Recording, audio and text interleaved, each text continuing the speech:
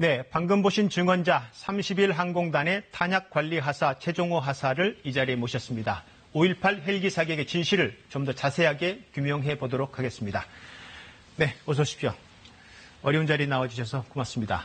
예. 앞서 잠깐 나왔지만 하남의 30일 항공단의 탄약관리하사로 복무하셨고, 예. 탄약관리하사 평소에 당시에 어떤 업무를 주로 하셨습니까? 그냥 탄약고 관리, 탄약 수령, 불출, 그다음에 탄피 관리, 보고, 재고 관리 이런 거 다 합니다. 1980년 5월 22일 헬기 3대가 출동했고 그 헬기에 지급한 탄약이 고폭탄, 일반탄, 기관총탄 3종류로 되어 있습니다. 당시 정황을 좀 설명해 주실까요? 그거는 18일은 아니고 한 20일에서 21일 사이에 그 20mm 고폭탄 2통 내주라 그래가지고 예. 그거는 전시에만 쓰는 건데 내줘도 되냐고 예. 물어봤더니 내주라고 그랬더라고 탄약 장교가. 그 다음에 20mm 보통탄 한 통, 그 다음에 7.62mm 기관총, 기관포 그게 2,000발들이 한 통. 예. 그러면 각 한 통씩 내는 건가요? 예. 총탄 단환이? 예.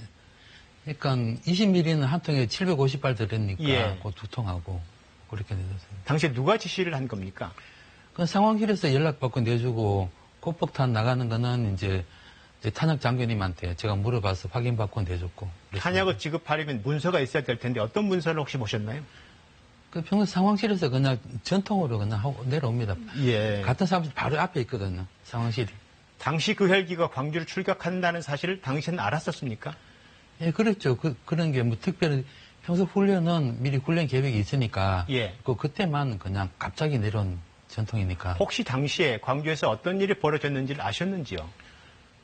뭐 소요 사태가 있었다고 그렇게만 알고 있었죠. 예. 탄약 지급 지시를 받고 당시에 어떤 생각이 좀 드셨습니까? 그 상황이 좀 심각한가 보다 이렇게 생각했습니다. 예. 그리고 일주일 뒤에 헬기가 돌아왔는데 예. 그 일반탄과 기관총탄 일부가 소모됐다. 200발, 300발 정도. 당시 어떻게 반납을 했는지 그때 정황을 좀 설명해 주실까요? 예, 그때 고폭탄은 일체 한 발도 손대지 않고 그대로 나간 그 상태로 그대로 갔고요. 예.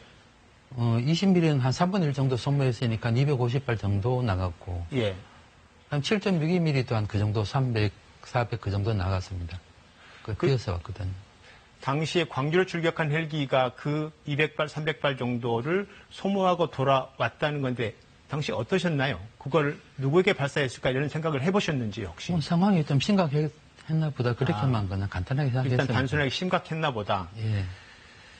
혹시 그러면 헬기가 출격해서 다른 방식으로 이 탄환이 소모될 가능성이 혹시 있습니까? 그런 경우는 전혀 없습니다. 링크가 다 연결돼가지고 예. 한 발이라도 뺄 수가 없어요. 중간에서. 예.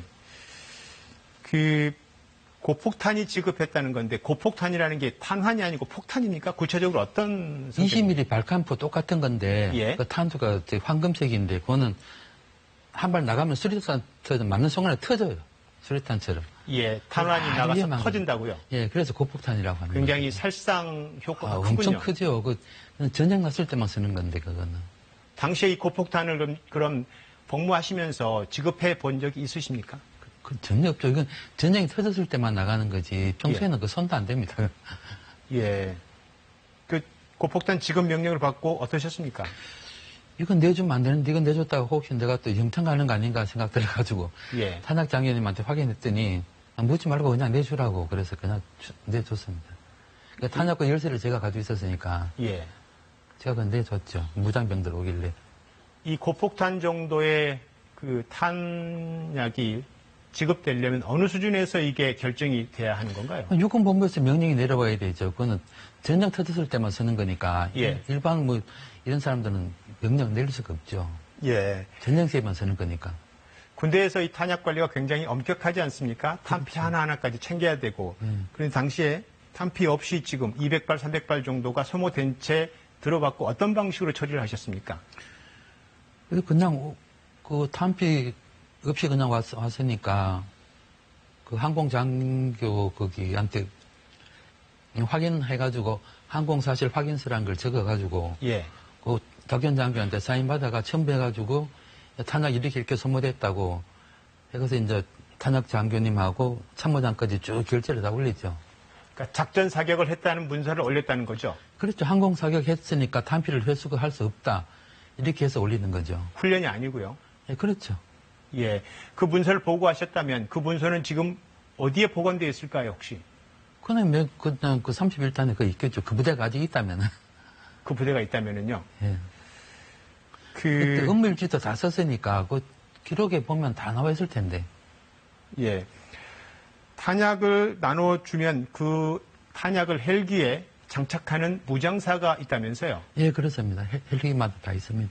이 무장사에게서도 광주에 헬기 사격이 있었다는 이야기를 얼핏 들으셨다고 하는데 어떤 정황이었습니까? 그냥 식당에서 그냥 우리 하사관들끼리 식사하면서 그냥 아주 참 비참하더라. 뭐 그 이야기만 듣고 딴 이야기는 아예 하지도 않더라고요. 그러니까 무장사가 예. 아주 비참하더라라는 이야기를 했다는 거죠? 예, 그렇게 하면 그냥 더 이상 이야기 안 하더라고요.